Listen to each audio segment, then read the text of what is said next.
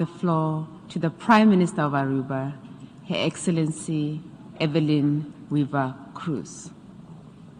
Your Excellencies, distinguished delegates and colleagues, I'm honored to address you on behalf of all 4 countries that comprise the Kingdom of the Netherlands, the Caribbean islands of Aruba, Curaçao, and Sint Maarten, and the Netherlands in Europe.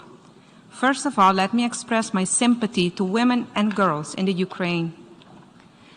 Digital transformations in recent decades have profoundly impacted our daily lives. They have come with great opportunities for gender equality, but also risks and pitfalls. New technologies are proliferating that perpetuate and amplify existing inequalities and stereotypes. Online gender-based violence, gender bias in algorithms, and persisting gender gaps in access to digital knowledge and skills are but a few examples of the latter.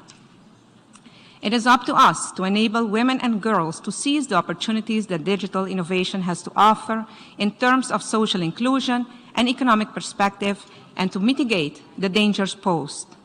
Crucial herein is the equal representation of women and girls in STEM, ICT, and R&D sectors which are currently still male-dominated. Let us not make the mistake of thinking that the underrepresentation of women and girls in STEM, ICT, and research and development is only detrimental to them. Above all, it's a huge missed opportunity for all our communities. With the world being confronted with multiple challenges from inflation, the effect of climate change, it has become clear that we need everyone's contributions in order to address the challenges at hand. Hence, women and girls' potential has to be utilized to the fullest, that their voices, their experience, and their knowledge still too frequently go unheard.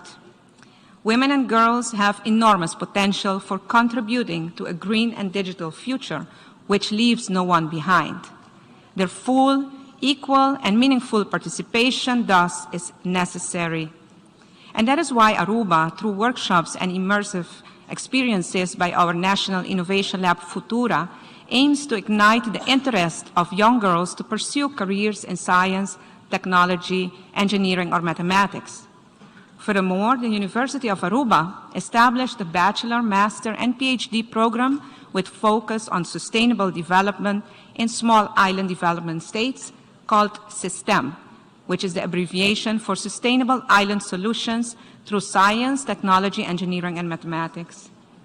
We are proud to say that the SYSTEM faculty and teaching team is comprised of 56% women, and we have also seen increasing participation of female students. Similar initiatives exist in the Netherlands. For example, the government has concluded a technology pact with school boards, the private sector, employers and employees, and local authorities that includes a focus on attracting more girls and women to the STEM sector. Furthermore, the Netherlands recently launched a new action plan for green and digital jobs, aiming to increase investment in digital skills, education and development, and the number of female ICT specialists. Dear friends, it is my hope that through initiatives such as these, we motivate everyone to close the gender gaps, both on and offline. To do so, we need to apply a gender transformative and intersectional lens to digital innovation. This means putting women and girls in all their diversity at the center of the digital transformation agenda. Let us not forget, it is only through the engagement of all stakeholders that we can make this happen. It is therefore essential that civil society, including women human rights defenders, are provided with the space, means, and protection to play their vital role both on and offline.